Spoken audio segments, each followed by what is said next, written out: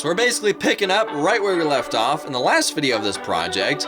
We still have a couple things we need to do before we can take this thing on its first actual test ride. We still have to hook up the throttle cable as well as choke cable, and we have to finalize the rest of the wiring.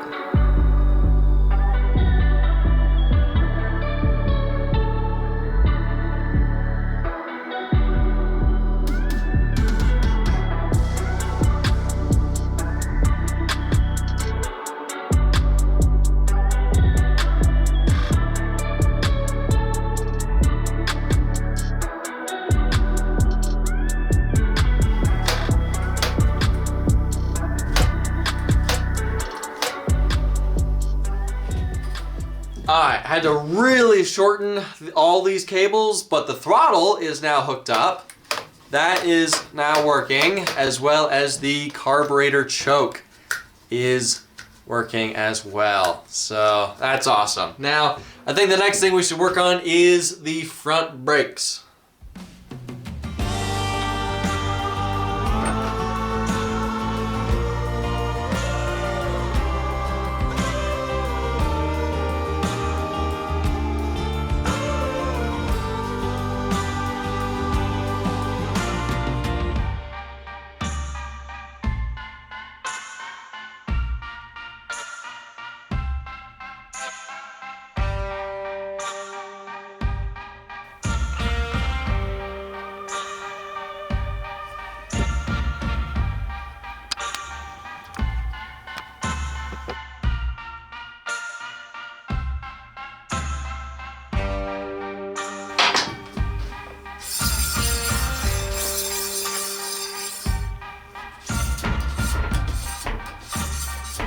Brakes work.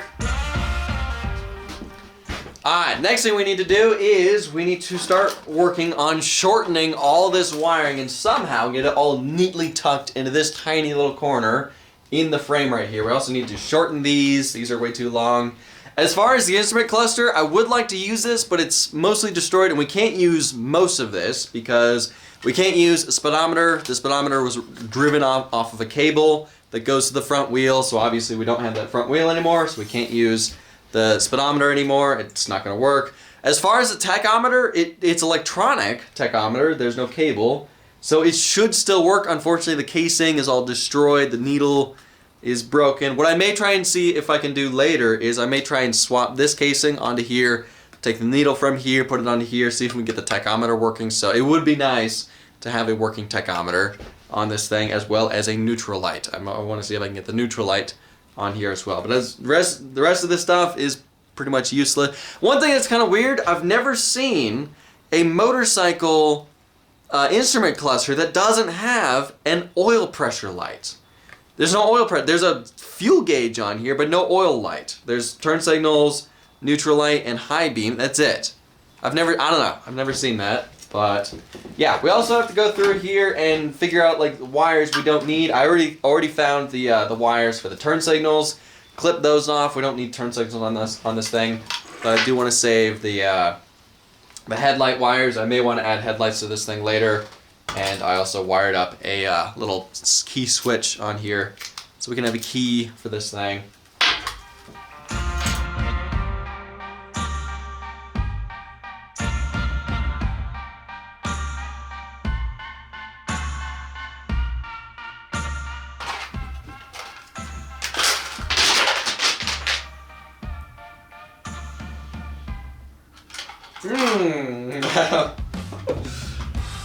Dang it!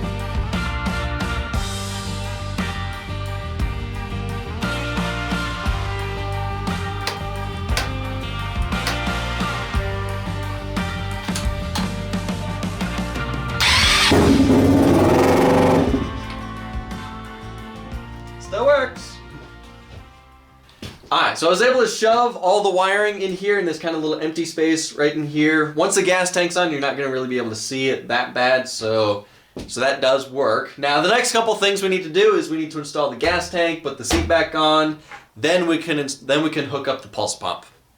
Now before we put the gas tank on, we can't forget to put this stuff on. I bought this in like part 2 of this project. This is heat barrier. I'm trying to make it to where the heat from the engine doesn't radiate into the gas tank and heat the fuel up. I'm not really sure how well it's gonna work, but I want to try something at least.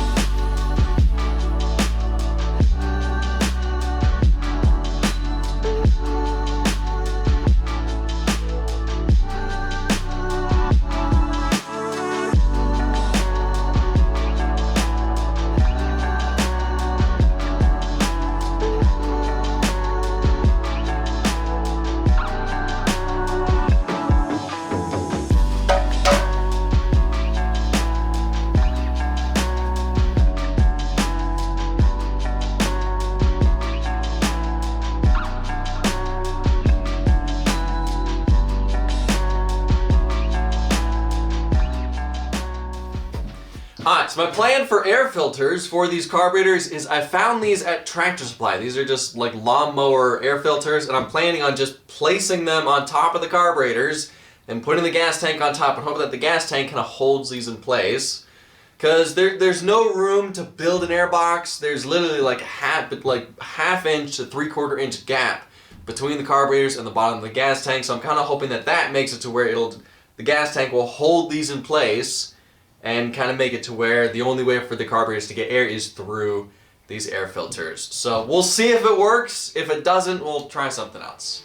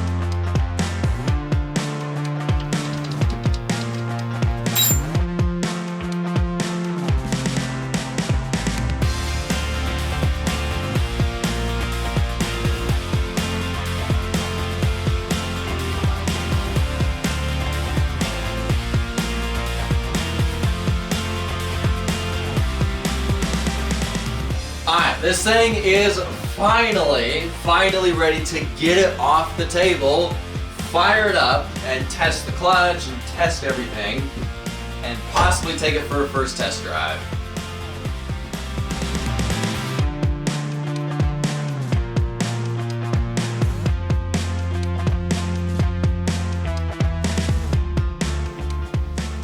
Alright, let's see if this baby will start up. Choke is on.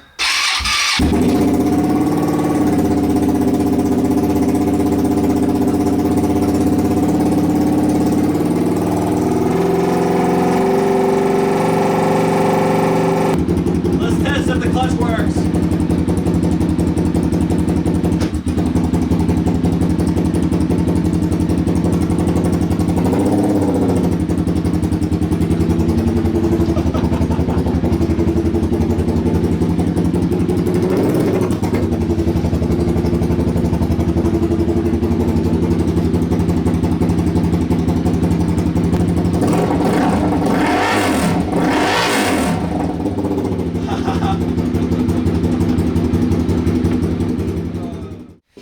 Alright, so I feel like I have to add some type of baffle in here to quiet this engine down just a little bit. It's a little too loud to be riding this thing up my street, so therefore I built this. Basically just a piece of pipe, and it's capped on this end. It has 12 holes right here, and then I added this, so therefore the muffler kind of holds this in place, and it just kind of fits in just like that.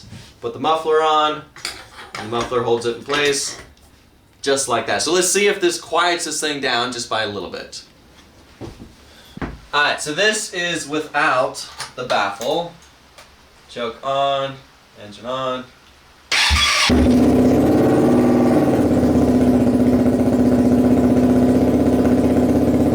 Alright, so the baffle's in. Let's see if this thing quieted down just a little bit.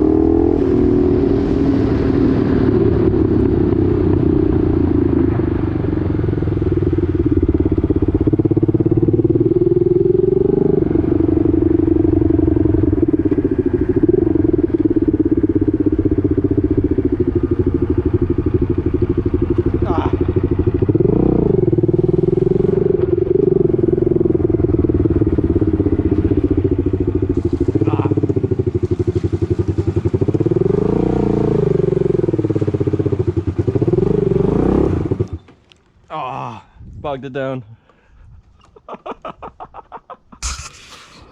Oh, this thing is so squirrely. Holy crap. Alright, the engine is not running perfect. It's bogging down a lot. But it's not bogging down constantly, which is a little weird. Everything survived. Nothing fell off. The engine didn't blow up. I didn't burst into flames. So, successful first test.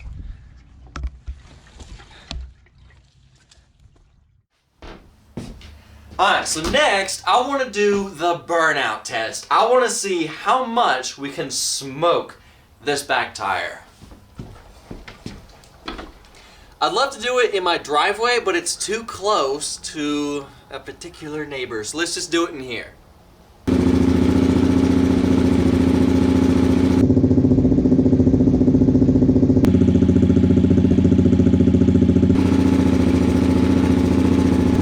Alright, here goes nothing.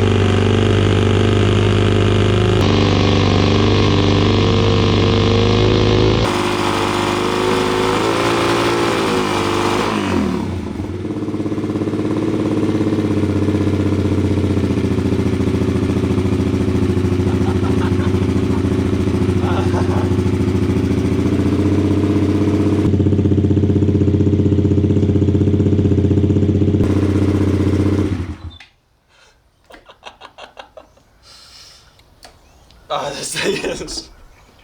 this thing's wild, and it stinks in here. Alright, so I could have done a way longer burnout in here, but as soon as it gets a little smoky in here, I just can't breathe. Which is why you're supposed to do burnouts outside, but due to a certain neighbor, I just can't do anything that's loud outside anymore, which is incredibly frustrating. But this thing runs pretty awesome. There was a couple times when riding this thing that was like bogging down. It was sputtering. Wasn't really running that great. But it wasn't in the higher RPMs. It was more like it felt like more in the mid range, and more when I was like really bogging the engine down, and when I downshifted and then revved it, then it would run fine. So there's some tuning issues that we have to work out now. This thing with these tiny little pizza cutters is it's squirrely, it's a little sketchy in the corners, leaning this thing in the corners was a little sketchy, which we knew that. We knew that's what was going to happen, which is why I bought the bigger tires, and it is now finally time to put the big tires on here and get rid of these tiny little pizza cutters. As far as the gearing was great, so all we have to do is just now calculate a different gearing for the bigger tires, because we are going to have to change the gearing on this thing. But other than that, everything else worked pretty awesome. This thing is a ton of fun, and it's just as terrifying as I thought it was going to be. So anyway, next video of this project is we get to put the bigger tires on here. We got to change the gearing. I want to put a tail light and headlight on this thing, just so I know you know, because I keep accidentally leaving the key in and leaving this thing on. I also want to hook up the neutral light, so therefore I know when it's in neutral. So all that is going to have to be in the next video of this project, but for now, I got to end this video here. Thank y'all for watching. I'll see ya in the next video.